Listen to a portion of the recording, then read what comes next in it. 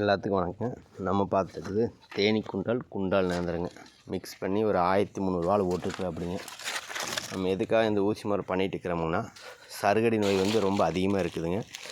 அப்புறம் பச்சை மாட்டு மடியுதுங்க.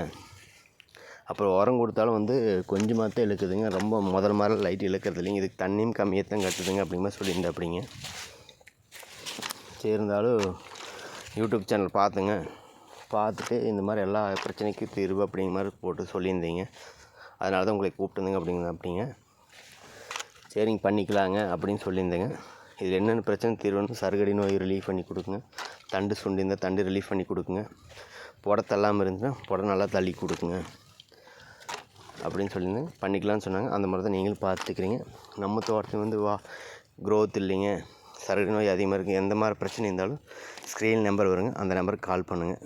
நன்றி, வணக்கங்க.